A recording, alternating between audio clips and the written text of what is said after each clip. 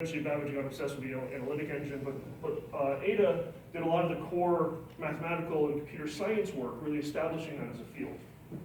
So kind of the burgeoning, the early interest in the theories of these two worlds at this time. And then an interesting thing happens. First, there was a big fight in the mathematics and physics community over whether or not Maxwell was correct. And so a group of scientists called themselves the Maxwellians were dedicated to proving the Maxwell's equations were the correct interpretation of that physical law, of the physical force of electromagnetics. And that's what Hertz's experiment did in the late 1880s. It wasn't until Turing, however, that computing science got its real hallmark moment of the invention of the Turing machine. So there was a lot of mechanical work and a lot of very small pieces bit off in the computing science world, but the Turing machine really broke this open. So fundamental theories of mathematics, first by Gödel, and then implemented and codified in a mechanical structure of the Turing machine in the 30s. So these are two hallmark moments of moving the science forward. What I love too about Hertz is, and this is probably apocryphal, but when, as the story goes, after he demonstrated his apparatus at Karlsruhe University, he was asked, Professor Hertz, what is this good for? And his response was, as far as I can tell, absolutely nothing. He was a man obsessed with the physics and the natural laws of the universe. He didn't really care what it was for. But obviously, of course, it was within 10 years, Marconi had patents on the wireless telegraph. And so we used that to go for a few decades of wireless telegraphy. And I'd say the next real moment in time for the wireless world was the invention of the super heterodyne receiver. Just celebrated its centennial last year. So for 100 years, this has been the workhorse of our receiver systems that was designed in 1918 by Edwin Armstrong. And again, here's now a thing that enabled us to access much more spectrum. This was really how to get up to high frequency, over 10 megahertz. Meanwhile, I claim the ENIAC was this moment in time. It was the first electrical switch computer that really brought the world of computing into a new age of manufacturability and structure. Now here's where something really interesting happens. The invention of the transistor radio and simultaneously the Tridic, which is not a well-known computer, but it was the first transistor-based computer. Both happened in 1954. I find that amazing that these two came out then. And this is a real moment in history for a lot of reasons. First, what you have is, leading up to this point in time, considered one of, I say dissertation, it was actually his master's thesis. One of the most cited and considered one of the most impactful master's theses ever written was how to use Boolean algebra in switched logic, so relays at the time, analog relays, switches, to compute Boolean algebra. And so bringing mathematics of Boolean algebra, which was almost lost, George Boole could have been a lost figure in mathematics history, but Shannon figured out how to use switching logic to compute all of that work there. Then when you have the invention of the transistor effect by Bell Labs in 1947, now what did Bell Labs design the transistor for? It wasn't for a computer, it was an amplifier. It was designed for communications, to replace the vacuum tubes, which were used as amplifiers. That was what AT&T cared about as a communications company. Shannon comes back again with his theses, or his paper, on a mathematical theory of communication, which codifies what we know of today as how we move information around any channel, but specifically using the electromagnetic channel.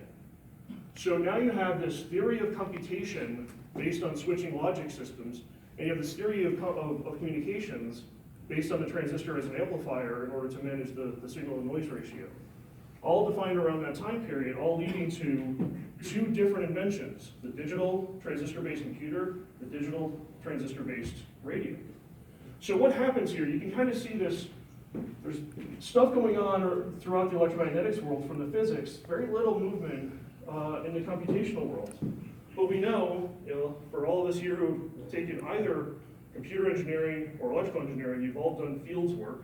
You probably all looked at this transistor as both an amplifier and as a switch. Which one's easier? It's easier to think about it as a switch. And so this starts to propel the computer science world into building more and more capable computational engines.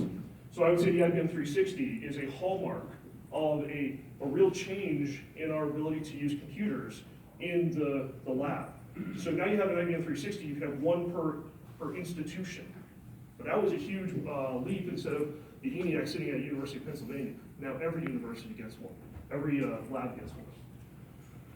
I'm going to say, it's controversial I think, but I'm going to say that it took us from the invention of the transistor radio to a fundamental shift in how we think about radio.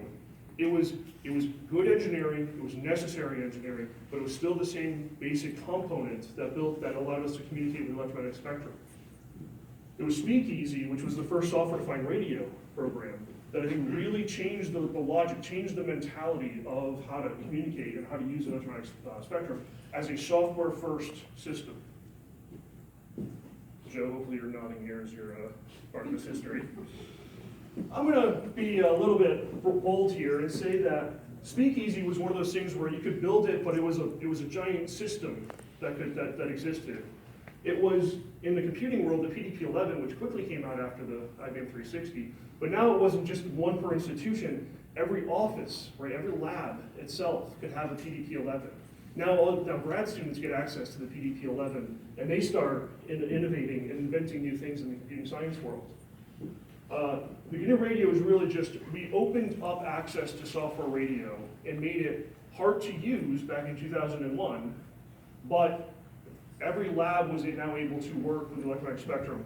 And I should probably go back and point out, not just beginner radio, but in 2003 when the USRP first came out, when Matt Ennis released that, was a hallmark of getting more people access in a lab-based or research-based setting into the electromagnetics.